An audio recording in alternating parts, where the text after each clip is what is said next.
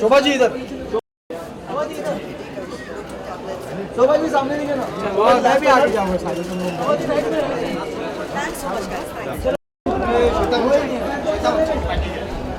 अरे यार क्या कर रहे हैं, कौन है? श्वेता जी होल्ड होल्ड होल्ड, श्वेता जी होल्ड,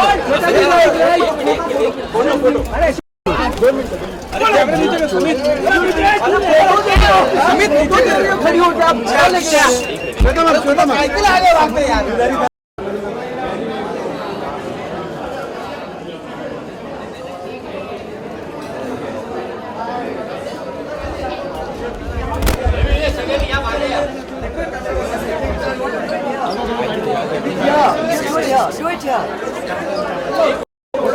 आराम से बॉस।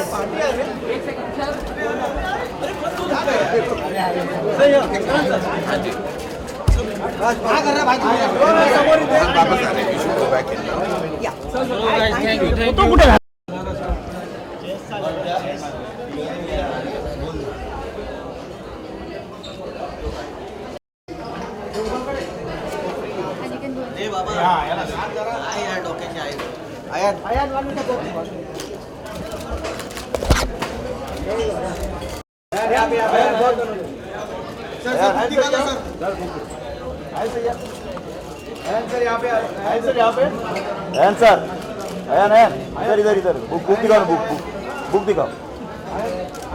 ऐसे पकड़ो क्या बुक को? I would like to invite Poonam Saxena to come up on stage and say a few words. Thank you.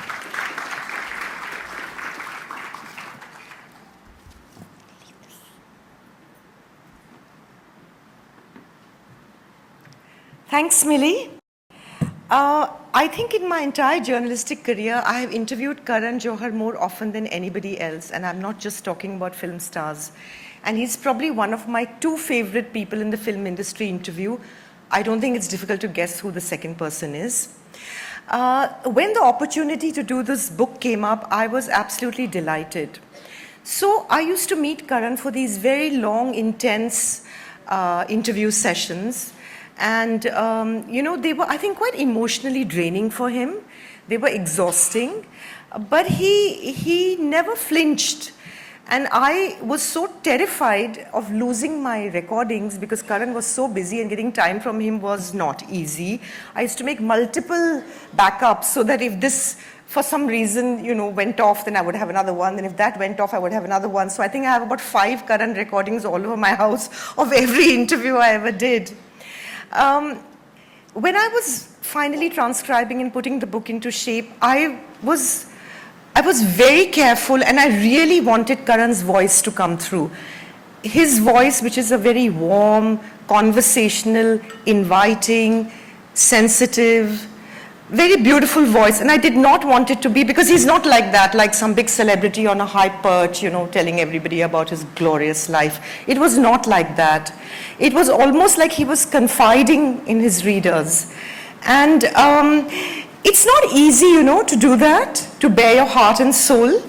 But I think Karan did it so beautifully that when you read the book, you'll know what I mean. Also, I want to say that I think Karan is probably the first director at the peak of his career to have written his memoir. And that calls for a certain amount of fearlessness, which Karan is, if anything, he is fearless. And he's a trendsetter. So I'm sure whether, you know, it was earlier, if you look, whether he was doing his coffee show, whether it was, you know, being a judge on reality TV, whether it was anything, he's done what he wanted to do. And he's done this book, and I am quite sure we're going to see more books coming out, because Karan is always the first to set the trend. It has been an absolute privilege being part of his journey with him while writing the book. And all I want to say is, when you read the book, you'll know kuch kuch hoga, zarur hoga.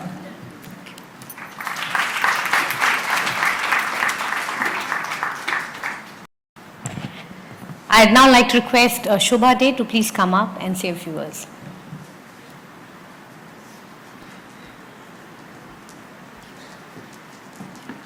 Thank you, Millie. Good evening, everybody. When I was given the opportunity to create an imprint of my own, it was really an unprecedented honor, and I felt all my years as a writer somehow came together at that moment, because there's so much trust that is invested in someone who's given that responsibility. And I like to believe that I have handpicked winners, like Karan has handpicked winners. When I asked Karan whether he'd be willing to do the book, initially there was a little amount of hesitation, but like Millie has mentioned, like Poonam has said, there's a certain spontaneity and a positive energy about him which is unbeatable. She's talked about him not acting like a celebrity. It's that very aspect of Karan's life that I find so endearing. Today, I consider Karan a cultural icon. He's not just a director of very successful films, not just one of the most successful TV hosts, possibly globally, but he's something much, much beyond that. And like it was pointed out, it takes a lot of courage to put your life out there. He says it in one line. He says, "My life is my life." And he says it in the epilogue very wonderfully, and he says it even more beautifully in the end. That finally he's broken through whatever those inhibitions and barriers were that stopped him from speaking his mind. He's ready to share his life, warts and all. When Poonam started on the book, and we all were so excited about it, Millie and I talked about it at length, and we said, what should the content be? What should the tone be? At the end of the day, that is your prerogative, Karan. That is every writer who puts himself out there, every person's prerogative, what they wish to share and what they don't wish to share. When I wrote my memoir when I turned 50, which was 20 years ago, I called it Selective Memory. And people said, "Oh, so you're going to be selecting your memories?" I said, "Yes, I am. It's up to me. What I want to put out there in the public domain is entirely my call, and only I can make it." But Karan has gone well beyond that, and he has written a book that is remarkably candid and remarkably courageous, because he has shared his vulnerabilities and moments from his life, his personal life, which I honestly, I was reading and rereading the chapters as I came driving to the venue. And I felt there are 3 chapters which for me were sort of encapsulated what he's all about. One was the chapter dedicated to his father, his feelings about what happened in that hospital.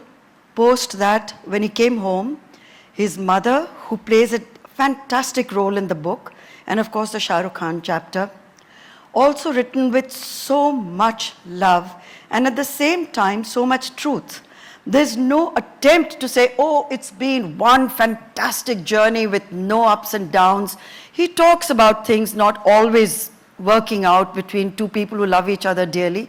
He talks about love in the most amazing manner.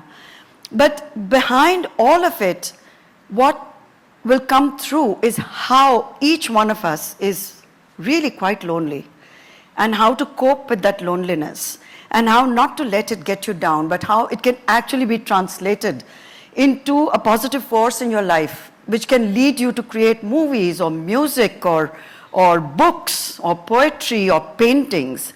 It's the loneliness that starts the book, and it's loneliness which actually ends the book. But in between, there is just so much wonderfulness that anybody who picks up the book will respond to it first as a reader who gets completely drawn, pulled into another life. And that to me is the hallmark of a good memoir. If you cannot connect, if you cannot drown in that other person's life, if you cannot rejoice in that person's high points, and you don't cry at least 3 times during the narrative, the book is somehow incomplete and somehow it leaves you feeling, has he really shared everything, or you're aching to know more?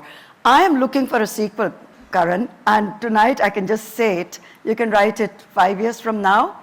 I'll still be around. You'll still be around, and your readers will still be around. And I hope, like Poonam said and Millie said, these are books that need to be told. These are books that need to be written. These are our young heroes and great inspirations and icons of modern India. When they narrate their stories and they do it without filters and they do it with such style and panache and at the same time with so much humanity, that book travels. That book travels not just for the next year. It's going to travel, Karan, for your entire life. And there'll be people who'll come up to you and say, I read it when I was at this age and it made such a deep impression on me, because it has a lot of messages in there without it being a message book. And I'm so proud of it, and I'm so proud that we had the chance to work together. With that, I believe we're going to be in conversation. Are we not, Millie? Thank you, Millie. Thank you, Poonam. Thank you, Team Penguin. Thank you, Shah Rukh. Thank you all. It's a book that I hope, and I'm looking at someone sitting right there who I want to write the next book. She's still shying away from addressing it, but I know I'm going to get it out of her. She says she's too young to write it. I said there is no such thing. You can write your first book at 23, and it will still be amazing, because there are millions of young 23-year-olds out there, or even 63-year-olds, who would want to read your story, Alia. Just do it. Thank you again.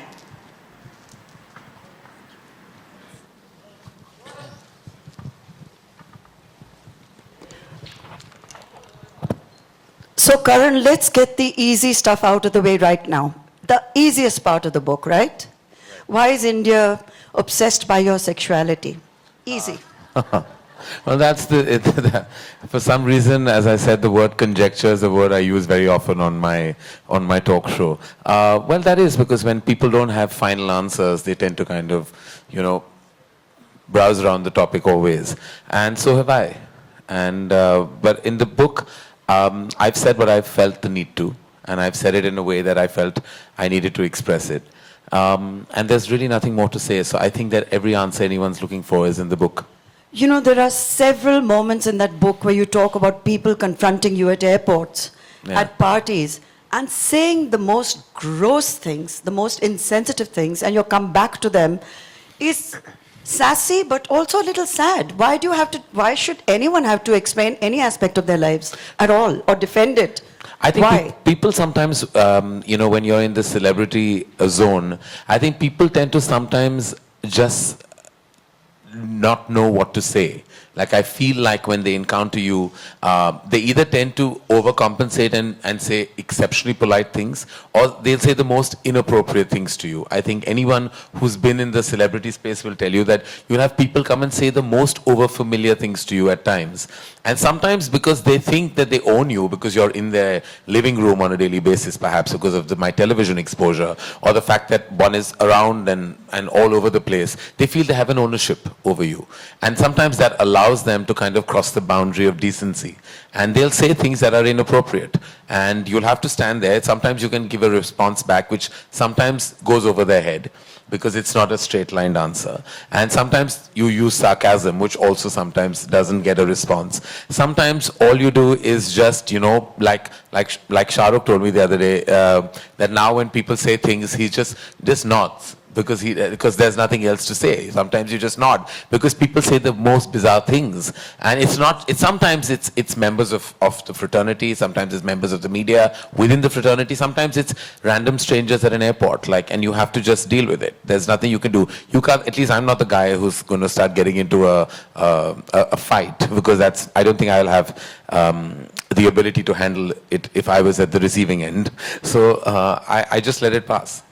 May I share that one moment at the airport, which is in your book, so everyone's going to read it anyway, right, where a person comes up to you, his wife is with him, and he walks up to you and says to you, so, are you a homo? Yeah. And your response is, why? Are you interested? And I thought that was just fabulous. That's, you know, the aplomb that, and the tight slap that probably the man warranted. Well, it was it was what came out, like literally it just came out very, because I thought it was an exceptionally inappropriate thing. And the wife was clicking a photograph of mine while he was asking me this question. And he asked me, patting me on my back. It wasn't just a car. It was an over-familiar pat. Like as if like I had, like we had dinner last night and he decided to ask me this question early in the morning. And it's happened to me. It's also in the book when I was on the launch of a channel, and it was an early morning breakfast interview where I was asked an inappropriate question, and I was completely shocked that we were on national television. Of course, it never made it because they realized that it was completely wrong. Fortunately, it wasn't a live telecast. But sometimes you just wonder whether people just don't have the sensitivity or the decency, or to sometimes use language to ask a question that may not come across inappropriate. There are various ways. I'm a member of the media myself. I host a talk show. And I know sometimes when you want to kind of ask something, you can circumvent it with words and vocabulary. You don't suddenly just go out there and ask in the pretense of being completely candid, or then irreverent or perhaps overfamiliar.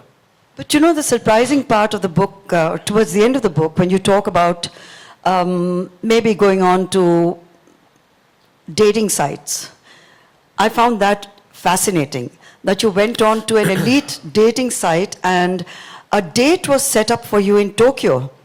And you said, why should I go to Tokyo to meet someone?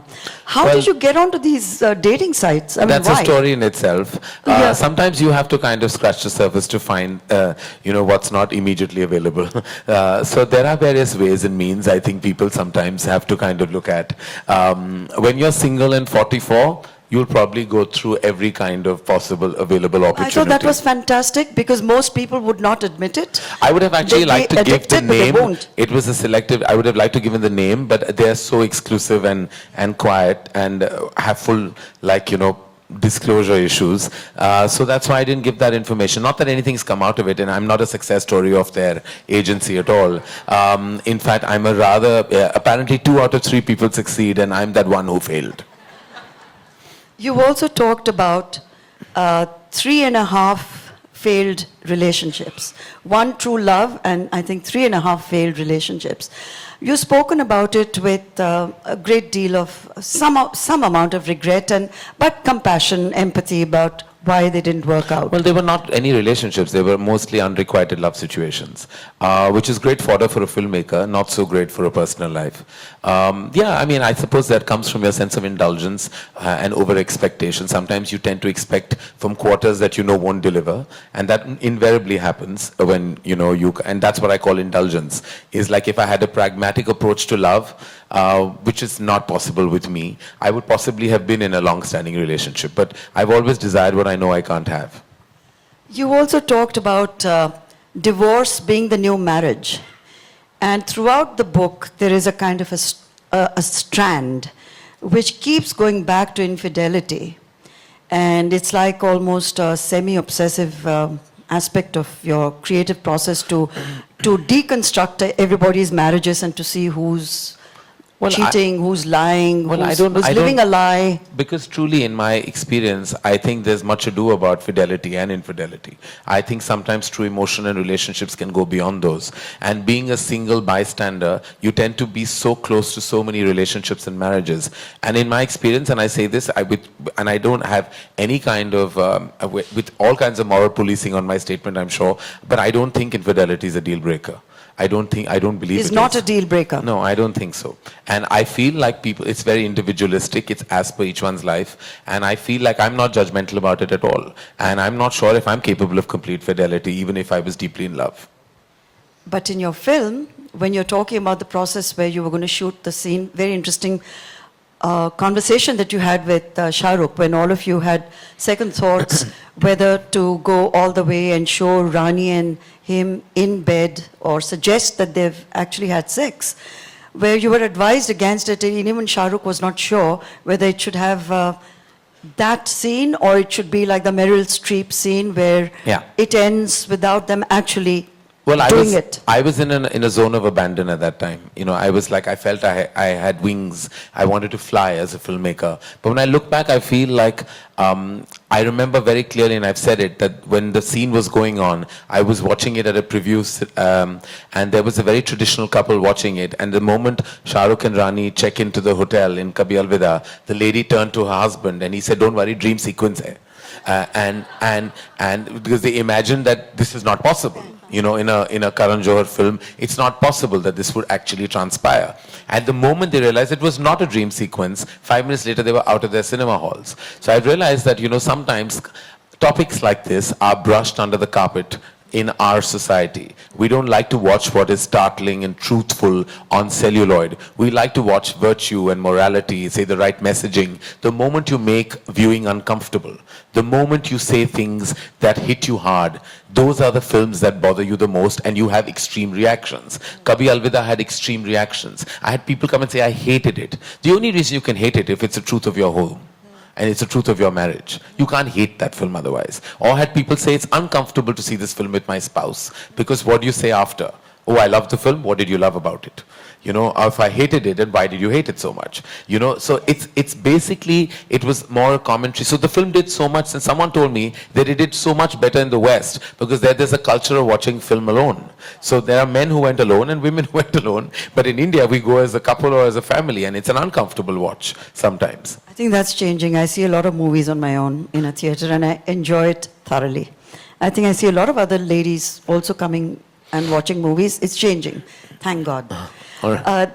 There's a wonderful chapter on Shah Rukh where the first time you meet him and you go with a certain baggage because you're awestruck, you expect to meet a big star and you're completely disarmed because he's so normal, he's warm, he's caring, he's very respectful towards your father. They have a relationship completely independent of... I mean, it was, I remember the day so clearly etched in my head, like it's like it happened yesterday.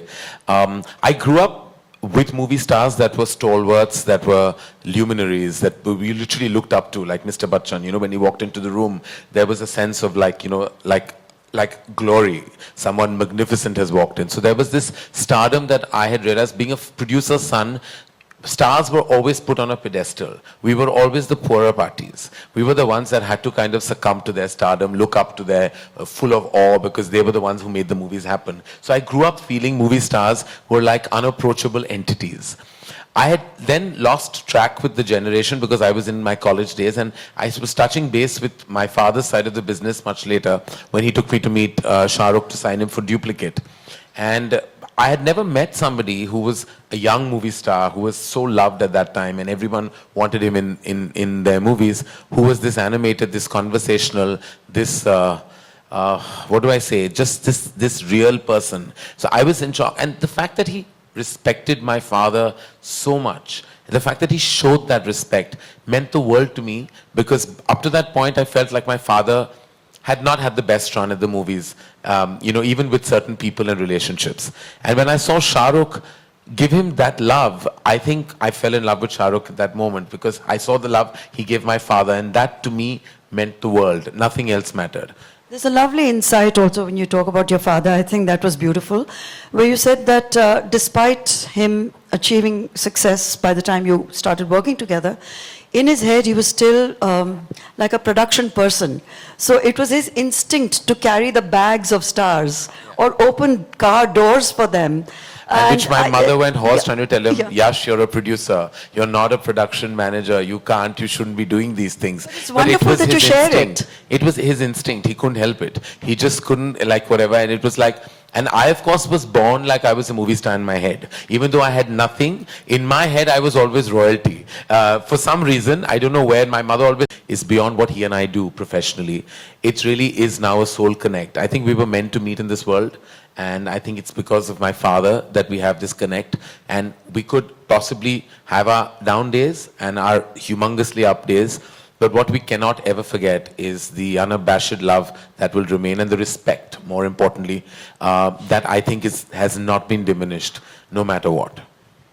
It has a lot to do with both of you being successful, very successful in your own right. You say that friendships in show business can only succeed if the two people involved are equally successful. Is there something like friendship at all in showbiz? I've made some very strong friendships. Everyone in this room today is from my industry. My relationships define me. We're low on family. We have very few relatives that we're really connected with, me and my mom. So most of my personal connections are my family, and they're my extended family. I've made the most amazing relationships. In fact, I say this to Gauri, that I think I'm one of the reasons what I made her love people in the movies. Because when she came in, she was so reluctant to meet people because everyone comes with baggage. But some of my most deep equations and my most solid dynamics have been with people from the movies. So I think it's very unfair to say that relationships, yes, you go through ups and downs and there are always turbulent times. But I have to say that the soul and heart I've found within the fraternity and the industry has been amazing, and I will cherish those relationships for the rest of my life. They're all still there in my life. In fact, I'm a very constant person. People who've been in my life for over 2.5 decades are still there in a very strong space. And finally, No matter what they do in whatever capacity they do, when they're on screen or they're at an event or they're anywhere, I see myself staring at what they're doing, what they're saying. That shows they have a sense, and even all the directors in Dharma, everyone in Dharma, to me, I'm maybe age-wise, say a decade apart from them, maybe more than that. But the emotion comes from a very strong paternal space. And I feel like I would like to take that forward. I don't know what I'm going to do about it, but I feel like I would like to be a parent. I don't know in what capacity. I don't know how it's going to happen. I have no clue and I don't have answers to those questions. But I do feel the need because I feel I have love to offer. And since it's there, and I'd like to take it forward because I feel like that paternal instinct needs to be acted upon. And I feel it very strongly. Like I feel like I have so much within me that I conserve. And I feel that love has to have a release, you know, and it's not going into a relationship. It goes abundantly to my love for my mother and my friends and all of them around me. In my company, I love everyone. And like, to me, I don't think any of them will realize how deeply moved I am that so many of them are here today. And what they mean to me in my life. I sometimes don't express it enough because it's within me. And, you know, and I feel like that love within me needs to find a platform. And I think that platform could be a parent platform. Karan, I wish you every success. I hope a baby does come into your life. It'll transform you. It transforms everybody who's ever had a child, and I can tell you that from experience. With 4 grandchildren now, I can tell you that with double experience. Yes. So, blessings all the way. Make it happen for yourself. We are very proud of you. We are very proud of the book. It's already a bestseller, and it's got its first brilliant review. So, it's a day to celebrate, and may you always remain the wonderful, caring person you are. Thank you. Thank you so much, Shobha and Karan. I'd now like to invite Shah Rukh to come up and release the book formally and say a few words. Thank you.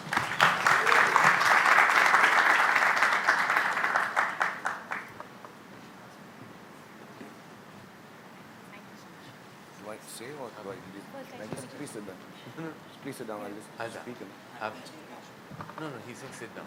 But Pele will speak. Can you just Should I speak first? Or? want to speak first? Jaisa bol. Good evening, everyone. First of all, Mili Aishwarya, thank you for publishing the book. Shobha for convincing Karan to write a book, and all his friends who are here, I'm sure, who have formulated his life, who have done things in his life which comprise of the book that he's written. And Karan, it's a wonderful thing that you've done. I think yours is an extremely beautiful life. Yours is an extremely important life that people should read about. I don't know if people will learn or not, but it's important to know of your experiences. My only questioning part of this whole book is the title. I find that a little different. It could have been titled anything. It could have been titled, according to me, apart from the unsuitable boy, it could have been the good boy. Yeah, he's a good boy. If his father was here, he would vouch for it. His mother is here, she would vouch for it all the time.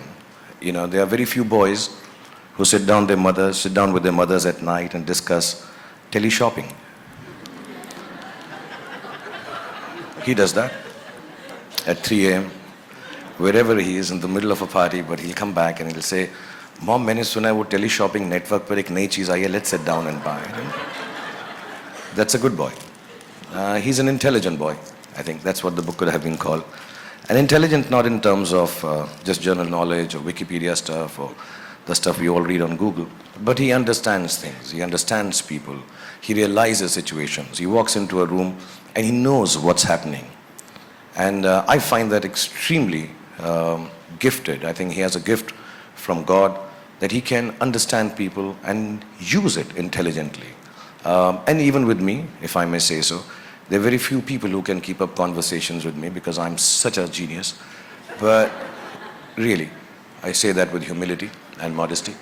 But he's been able to have conversations with me, the best conversations I've had in my life, late into nights in New York or here. Or sometimes when I'm just alone, I call Karan and say, let's just talk.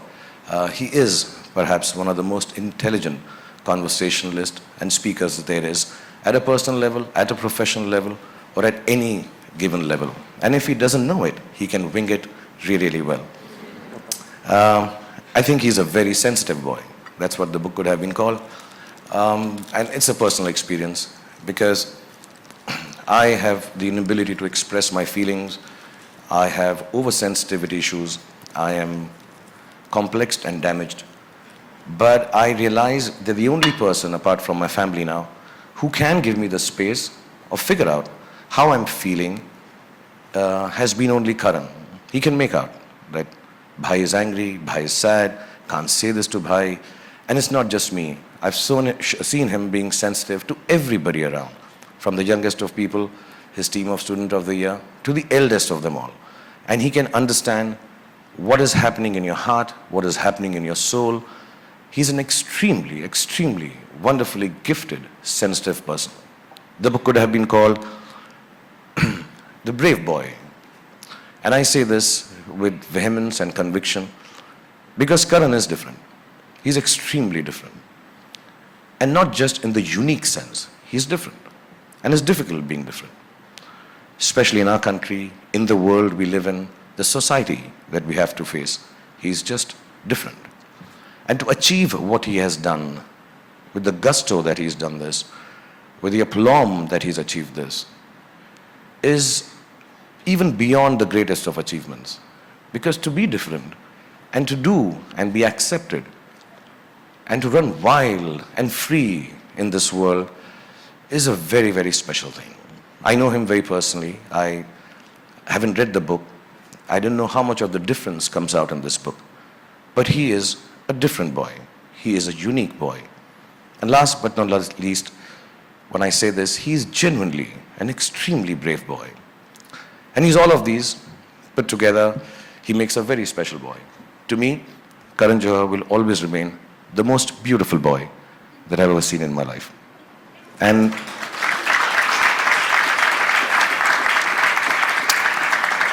I'm extremely honored to be here. And I don't say it just because we're at a function and you're supposed to say this about a guy who's releasing his book. I'm extremely honored, genuinely. You know, there are different aspects. You think of yourself, when I was young, I thought if I get an X amount of awards, I would have arrived. If I got an interview with so-and-so journalist, I have arrived. If I made it to the cover of a magazine, specific one, oh, I have arrived. I genuinely believe 25 years of work, 51 years of age, I truly, truly, and I thank you from the bottom of my heart for this, I truly believe my children, my wife, and myself, we truly have arrived because I have a full chapter in your book. So thank you so much. God bless you. And may Allah give you happiness, health, goodness, children, many of them, and everything that you ever wanted. God bless you and thank you for calling me here and giving me such an honor. Thank you.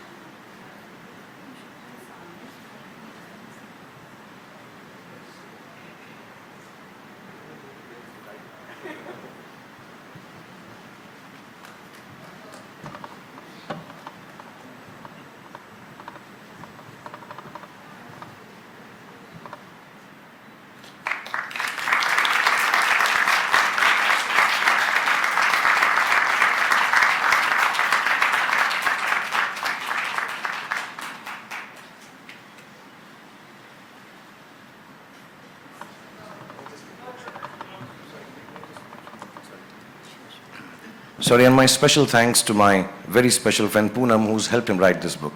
I understand with the paucity of time and running around that he must have given you. Thank you so much for convincing, all you ladies actually. Thank you, this is a very important book. God bless you all for making him do this. Thank you. With that, we come to the end of this evening, but you know, we have a lot of books available here which you can buy and get signed by Karan.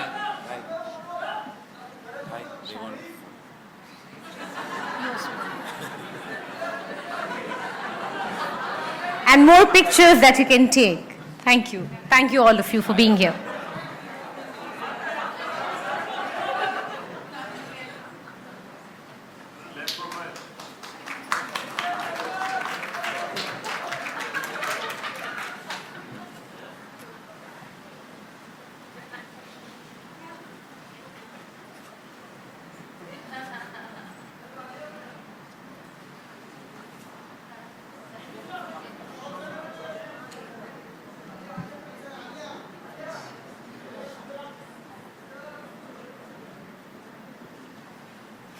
Thank you so much, Shah Rukh. Thank you, Karan.